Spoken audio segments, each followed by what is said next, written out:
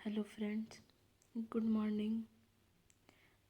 तो बताइए आप लोग कैसे हैं, आप लोगों की पढ़ाई कैसी चल रही है। तो आप देख सकते हैं कि हम इंग्लिश का स्ट्रैटेजी लाए हैं बिगनर्स के लिए कि कैसे क्या करना है। ठीक है, तो देखिए, हिंदी मीडियम हो या इंग्लिश मीडियम हो, अब कॉम्पिटिटिव एग्ज़ाम में आए हैं तो हम लोग को सब कुछ बेसिक से प्रिपेयर करना पड़ेगा। ठीक है, तो जैसे आप देख रहे हैं, सबसे पहले हमारे जो ग्रामर के 3 पिलर्स होते हैं, वोकैब, कॉम्प्रिहेंशन और ग्रामर। ठीक है, तो हम लोगों को तीनों साथ में लेके चलना है। ठीक है, हर किसी को टाइम देना है थोड़ा थोड़ा करके। तो जैसे अगर हम बात करें ग्रामर की, तो ग्रामर का रूल्स हम लोग को अच्छे से याद करना है बाय हार्ट। ठीक है, चैप्टर वाइज पढ़ना है, धीरे धीरे पढ़ना है, अच्छे से चैप्टर वाइज उसको प्रिपेयर करना है, नोट्स बनाना है। अगर आप किसी टीचर से पढ़ना चाहते हैं तो आप टीचर से पढ़ लें, वीडियो देखकर चैप्टर वाइज नोट्स बना लें।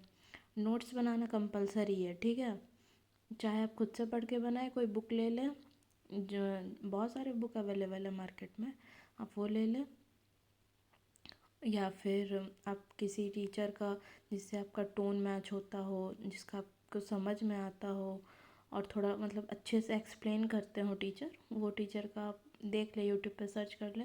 अगर चाहे तो आप उनका कोर्स भी ले सकते हैं। It's all depends on you कि आप कैसे पढ़ना प्रेफर करते हैं, कौन सा आपके लिए सूटेबल है। ठीक है, उसके बाद जब आप चैप्टर वाइज पढ़ लेंगे रूल्स, फिर उसको रिवीजन करना भी कंपलसरी है कि आपको रिवीजन भी करना है। उसके बाद चैप्टर वाइज के साथ साथ चैप्टर वाइज क्वेश्चंस भी आते हैं। तो जब आप जिस चैप्टर को पढ़ रहे हैं उस चैप्टर से रिलेटेड क्वेश्चन सॉल्व कर लें। उसके बाद मिक्स प्रैक्टिस इज़ कंपलसरी। उससे क्या होगा ना कि सारे चैप्टर साथ साथ में हो जाएंगे कंप्लीट आपके रिवीजन, और क्वेश्चन सॉल्व कर लेंगे तो आपको समझ में आ जाएगी कौन सा चैप्टर आपका वीक है। ठीक है, और उसके बाद हम लोग आते हैं कॉम्प्रिहेंशन में। तो कॉम्प्रिहेंशन में जैसे पैसेज हो गया, क्लोज टेस्ट हो गया, पैराजम्बल हो गया। ठीक है, तो पैसेज देखिए, या तो आप डेली न्यूज़पेपर, स्टोरी, नॉवेल वगैरह पढ़ सकते हैं अंडरस्टैंडिंग के लिए, कि हाँ धीरे धीरे करके अंडरस्टैंड करना है कि हाँ ये क्या बोल रहा है। क्योंकि आप डायरेक्ट सोचेंगे कि एग्ज़ाम में हम बैठ करके डायरेक्ट पैसेज ले करके बैठ जाएं और सॉल्व कर ले, तो वो पॉसिबल नहीं है। प्रैक्टिस कंपलसरी है, रीडिंग करना, क्योंकि अब आप पूरा 1 घंटा बैठ करके तो रीडिंग नहीं करेंगे ना पैसेज को, उसको धीरे धीरे रीडिंग करेंगे डेली बेसिस पे। तो वो क्या होगा ना कि खुद ब खुद हम लोग जल्दी अगर पढ़ेंगे एग्ज़ाम में तो समझ आने लगेगा। ठीक है, उसके बाद क्लोज टेस्ट हो गया, वो सारे कुछ रीडिंग से ही आपका डेवलप होगा, अदरवाइज़ नहीं होगा। पैराजम्बल हो गया, पैराजम्बल अभी ज़्यादा पूछ रहा है, आप देखे होंगे मेंस के लिए, तो उस हिसाब से हम लोग को प्रिपेयर करना है कि मेंस लेवल तक एकदम करना है। ऐसा नहीं कि सिर्फ प्री को लेके बैठे रहें, नहीं, हम लोग को पूरा करना है। उसके बाद प्रैक्टिस प्रैक्टिस तो हर किस चीज़ में बहुत ज़्यादा कंपलसरी है। तो देखिए, पैसेज के लिए या तो आप डेली न्यूज़पेपर या फिर आर्टिकल ये सब पढ़ें, या नॉवेल पढ़ें। अगर आप हिंदी मीडियम से हैं या फिर आपका इंग्लिश वीक है, ज़रूरी नहीं कि अगर इंग्लिश मीडियम से है तो इंग्लिश स्ट्रॉन्ग ही हो, या फिर समझ रहे हैं ना कि बहुत अच्छे हैं इंग्लिश में, नहीं। आप अपनी सहूलियत के हिसाब से आप इंग्लिश के लिए रीडिंग करें। ठीक है, उसके बाद क्लोज टेस्ट सॉल्व करें, क्योंकि रीडिंग करेंगे तभी तो आपको समझ में आएगा कि हाँ कैसे क्या होगा, कहाँ पे क्या आना चाहिए, वो आ जाता है माइंड में। ठीक है, फिर प्रैक्टिस करना बहुत ज़रूरी है। प्रैक्टिस तो कंपलसरी है, सारे कुछ का प्रैक्टिस करना है। उसके बाद क्लोज टेस्ट में क्या होता है ना कि वोकैब आपका स्ट्रॉन्ग है तो वोकैबलरी भी अपना बहुत अच्छा रोल दिखाता है कि हाँ अगर वोकैब आपका अच्छा है, तो आप मतलब मीनिंग वर्ड्स वगैरह जितना भी है, तो उसमें क्या करता है ना कि क्लोज टेस्ट में हेल्प करता है। तो क्लोज टेस्ट सॉल्व होने में मतलब इजीली सॉल्व हो जाता है अगर वो कैब आपका अच्छा है तो। क्योंकि कभी कभी ऐसा वर्ड पूछ देता है कि मतलब आपको मे भी ना पता हो, लेकिन अगर 4 ऑप्शन है, 4 ऑप्शन में अगर आप 3 एलिमिनेट करना आता है आपको कि हाँ कैसे एलिमिनेट किया जाता है 3 ऑप्शन, तो एक अपने आप सही हो जाएगा। तो वो चीज़ भी काम आता है, ठीक है। और उसके बाद हम लोग आते हैं वो कैब पे, ठीक है।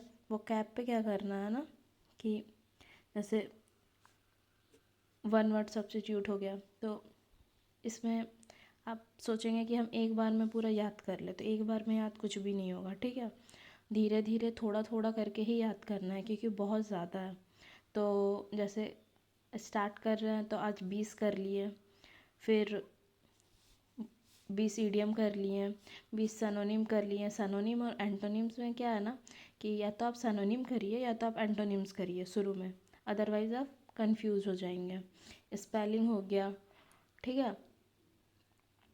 तो जैसे इसमें आप आज 20 कर लिए याद, इससे 20 कर लिए, इससे 20 कर लिए, तो इसमें क्या होगा ना कि धीरे धीरे करके ही आप बढ़ाएं। आज 20, कल 30, फिर 3-4 दिन बाद ये कंटिन्यू करके रिवीजन करके फिर 40, फिर 50 करते करते आप बढ़ाएं और याद करते जाएं, रिवीजन करते जाएं। रिवीजन बहुत कंपलसरी है, ठीक है। एकदम मतलब अगर आप रिवीजन नहीं करेंगे तो कोई फ़ायदा नहीं है याद करने का, आप भूल सकते हैं। तो रिवीजन भी करना है, प्रैक्टिस करना है, मॉक लगाना है, ठीक है। अब मॉक का बताते हैं, मॉक कैसे लगाना है आप लोग को। इसमें भी आपको स्किप करना आना चाहिए। जो आपसे सॉल्व होता गया ठीक है। और जैसे पैराजंबल हो गया, तो पैराजंबल का क्वेश्चन हम तो लास्ट में सॉल्व करते हैं, क्योंकि हमको लगता है कि वो लास्ट में सॉल्व करना सही रहेगा, क्योंकि हमको लगता है उसमें हम थोड़ा टाइम दे करके सॉल्व करेंगे तो मेरा सही होगा। अगर हम जल्दी जल्दी में करेंगे तो मेरा गलत हो जाता है। तो इसीलिए मतलब हम बाद में ही सॉल्व करते हैं उसको। और उसके बाद फिर क्लोज टेस्ट और पैराजंबल हम लास्ट में सॉल्व करते हैं, बाकी हम जल्दी जल्दी सॉल्व कर लेते हैं जितना आता है। और तुक्का तो एकदम नहीं मारना कि हाँ ये नहीं तो ये नहीं तो ये। और सबसे मेन इम्पॉर्टेंट ये है कि मॉक लगा दिए हम लोग, ठीक है। मॉक लगाने के बाद हम लोग जब एनालिसिस करेंगे तो हम लोग को सारे कुछ का जितना क्वेश्चन है उसको अच्छे से देखना है, क्योंकि हम बिगनर्स का बात कर रहे हैं। तो सब कुछ देखना है, एक एक क्वेश्चन, गलत हुआ वो भी, सही हुआ वो भी। इससे क्या होगा ना कि अगर हम तुक्का लगाए हैं, ठीक है, फॉर एग्ज़ाम्पल हम तुक्का लगाए हैं और वो सही हो गया, तो अगर हम उसको स्किप कर देंगे तो हमको तो पता ही नहीं चलेगा कि हाँ ये हम तुक्का लगाए थे सही हो गया, पर क्यों सही हुआ, समझ रहे हैं ना। अगर हम सही क्यों हुआ, गलत क्यों हुआ, वो सबको एनालिसिस करके चलेंगे तो मार्क्स इम्प्रूव होंगे और चीज़ें याद रहेंगी।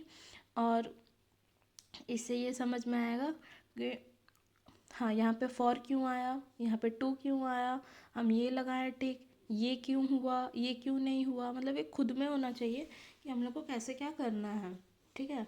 अगर आप सिर्फ मॉक लगाएं, एनालिसिस कर लिए ऊपर ऊपर, हाँ इतना सही हुआ इतना गलत हुआ, हो गया चलो हटो अब दूसरे में जाता है, ऐसे करने से नहीं होगा। फिर आप स्टक रह जाएंगे, कोई मतलब कुछ अच्छा ही नहीं होगा, इम्प्रूव ही नहीं होगा, फिर नंबर नहीं बढ़ेंगे, फिर डिमोटिवेशन आएगा। तो इससे अच्छा है कि धीरे धीरे करें, थोड़ा थोड़ा करें, अच्छे से करें, ठीक है। उससे क्या होगा ना कि मार्क्स भी अच्छा आएगा, इम्प्रूव होता जाएगा।